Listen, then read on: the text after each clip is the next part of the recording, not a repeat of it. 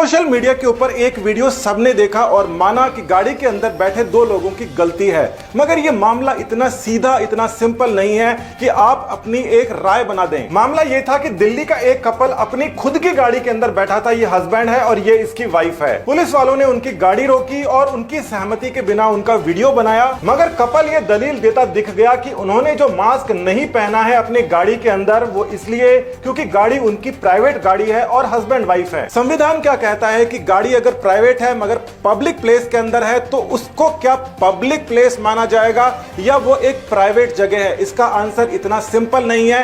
Court भी आपस में इस बात में अलग अलग मतभेद रखते हैं। कानून के जानकारों का एक ब्लॉग है, उसके अंदर एक बड़े कानून के जानकार बताते हैं कि लॉ के अलग अलग आंसर हो जाते हैं जबकि वो होता एक ही है। 1999 में केरला हाई कोर्ट ने बोला था कि अगर प्राइवेट गाड़ी पब्लिक रोड के ऊपर है तो उसको प्राइवेट स्पेस समझा जाएगा। हाई कोर्ट केरला का हो या कहीं का भी हो, कॉन्स्टिट्यूशन एक होता है, उसकी परिभाषा एक सी होती है। और अगर हाई कोर्ट केरला ने 99 में कह दिया कि गाड़ी अगर सड़क के ऊपर है तो भी वो प्राइवेट स्पेस समझी जाएगी, क्योंकि वो कानून को जानते हैं, संविधान को जानते हैं। 1999 के बाद में 2019 के अंदर बताया जाता है कि अगर प्राइवेट कार पब्लिक रोड के ऊपर है तो वो पब्लिक प्लेस ही मानी जाएगी। अब हाई कोर्ट की बात को सुप्रीम कोर्ट ने चेंज कर दिया, मगर आपके और हमारे जैसे जो साधारण लोग हैं वो तो समझ ही नहीं सकते कि इस कॉन्स्टिट्यूशन के अंदर इस बात का मीनिंग क्या है, क्योंकि उनकी व्याख्याएं हैं वो केवल स्पेशलिस्ट बता सकते हैं। मगर मामला अभी खत्म नहीं हुआ। 7 अप्रैल 2021 में दिल्ली हाई कोर्ट एक और रूल पास करता है और वो बताता है वही जो पुरानी बात सुप्रीम कोर्ट ने बोली थी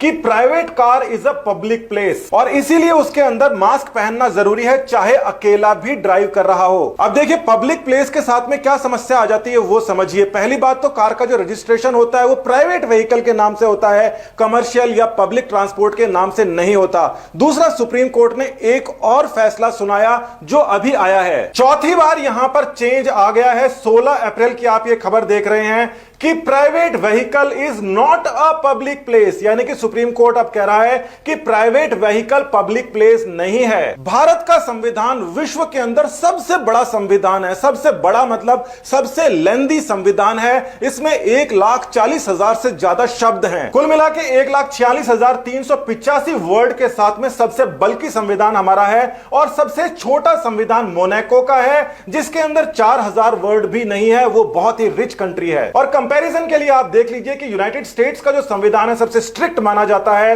वो भी 8,000 वर्ड्स का भी पूरा नहीं है। भारत के प्रत्येक नागरिक को संविधान के बारे में पता होगा तभी तो संविधान के हिसाब से एक्शन ले पाएगा।